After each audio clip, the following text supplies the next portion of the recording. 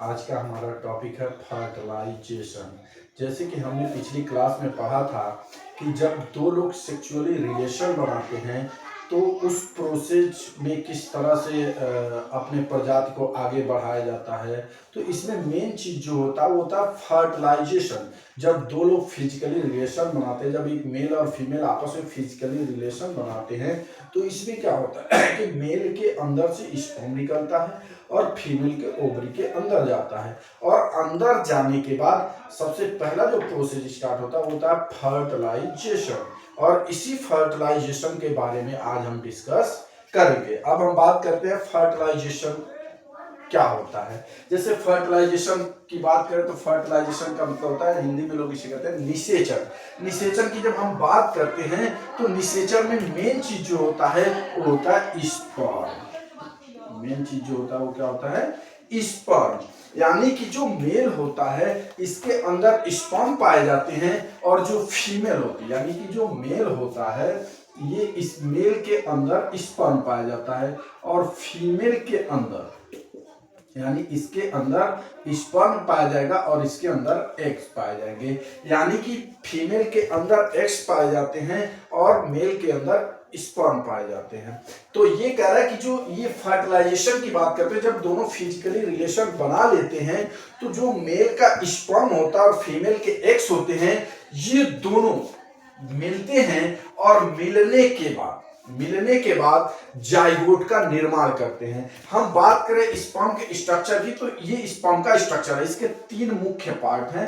तीन मुख्य पार्ट की बात करें तो एक होती है इसकी पूंछ, एक होता है इसका केंद्रक, और एक होता है इसका टोपी स्कोप, जिसको हम एक्रोसोम कहते हैं। जैसे टोपी की बात करें तो ये मेन वो हिस्सा होता है जिसमें एक खास तरह का एंजाइम होता है। यानी ये टोपी वाले हिस्से की हम जब बात करते हैं तो ये वो हिस्सा एक तरह का होता है जिसमें एक तरह का एंजाइम पाया जाता है, जिसकी मदद से ये जो फीमेल के एग्स में जब ये एंटर करता है, जब शुक्राणु यानी कि मेल का शुक्राणु जो स्पर्म है वो जब फीमेल के एग्स के अंदर एंटर करता है तो जाने के लिए हमें एक तरह के खास एंजाइम्स की जरूरत पड़ती है जो इस टोपी के अंदर मौजूद होता है, जिसकी मदद से ये स्पर्म आसानी से उस एग्स के अंदर एंटर हो जाता है। और जब उसके अंदर एंटर हो जाता है तो इसके हम केंद्रक की बात करते हैं। तो केंद्रक होता है, इसमें डीएनए छुपा होता है,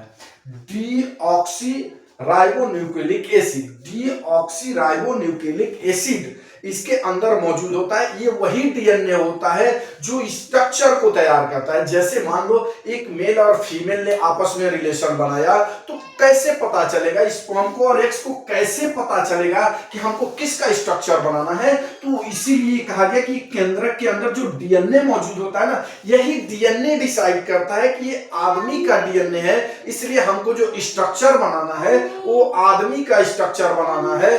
इसलिए इस डीएनए को हम कह सकते हैं कि ये एक तरह का स्ट्रक्चर तैयार करता है। यानी कि जैसे मेल का है कि मेल फीमेल, ये जो रिलेशन बना रहे हैं मेल और फीमेल, ये एनिमल्स हैं, ह्यूमंस हैं, ये क्या है ये डिसाइड कौन करता है, तो डीएनए यानी केंद्रक होता है। उसके बाद हम बात करते हैं इसके पूंछ की। पूंछ का काम क्या होता है, इसको तैरने में मदद करता है।